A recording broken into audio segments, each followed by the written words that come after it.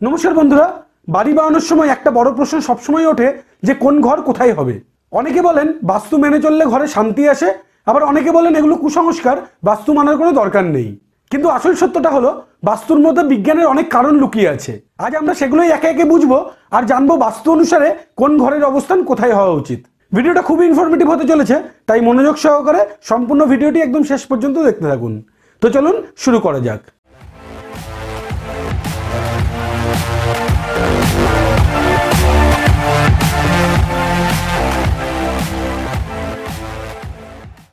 সবার প্রথমেই আমরা জানবো ঘরের অবস্থান কেন এত জরুরি। একটা জিনিস আগেই বুঝে নেওয়া দরকার, বাস্তুশাস্ত্র শুধু বিশ্বাস নয়, এর অনেক বাস্তব দিকও আছে। পৃথিবীতে মোট 5টি মৌলিক উপাদান আছে: আগুন, জল, বায়ু, আকাশ আর পৃথিবী। এই পঞ্চতন্ত্রের ভারসাম্য বজায় রাখার জন্য ঘরের অবস্থান ঠিকমতো হওয়া খুবই গুরুত্বপূর্ণ।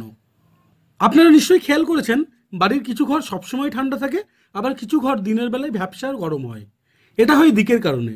উত্তর, দক্ষিণ, পূর্ব আর পশ্চিম এই প্রতিটা দিকেই আলোর প্রবাহ আর বাতাস আলাদা।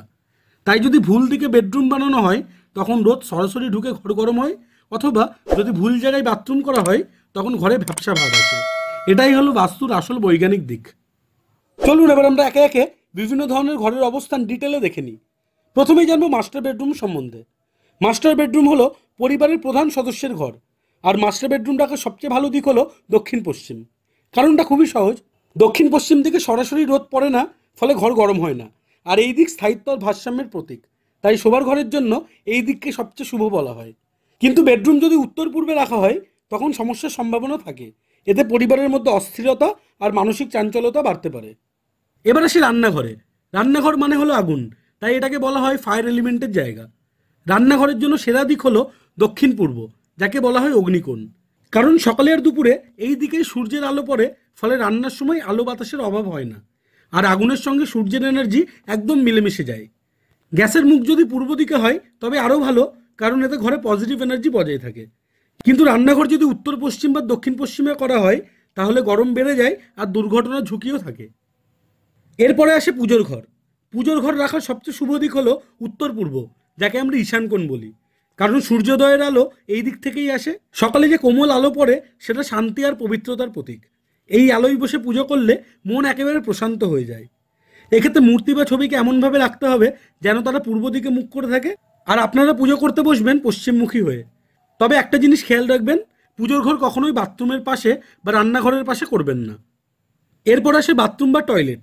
বাথরুম রাখার জন্য সবচেয়ে ভালো দিক হলো উত্তর পশ্চিম। এই দিক থেকে বাতাস সহজে বেরিয়ে যায়, যেটি বৈজ্ঞানিক দিক থেকে খুবই সুবিধাজনক। কিন্তু বাথরুম যদি পূর্ব বা উত্তর পূর্বে রাখা হয় তাহলে সমস্যা হয়।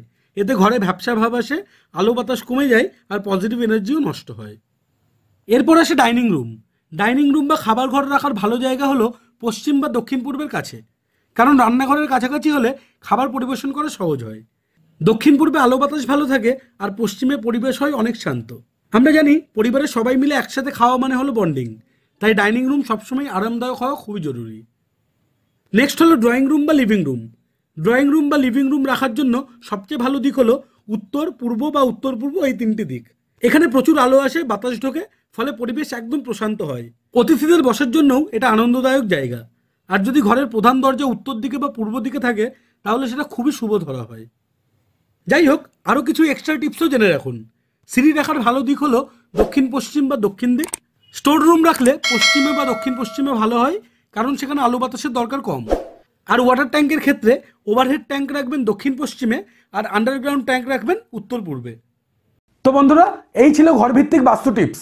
সব জায়গায় সবসময় পুরো বাস্তু মানা সম্ভব নয়, কিন্তু কিছু বেসিক নিয়ম মেনে চললেই ঘর আরামদায়ক, স্বাস্থ্যকর আর দীর্ঘস্থায়ী হয়। যাই হোক, ভিডিওটা ভালো লাগলে অবশ্যই একটা লাইক করে যাবেন।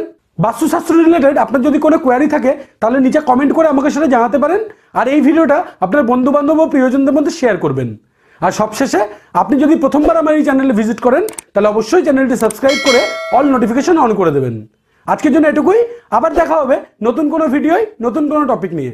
ততদিন অবধি ভালো থাকবেন, সুস্থ থাকবেন। আপনার দিন শুভ হোক।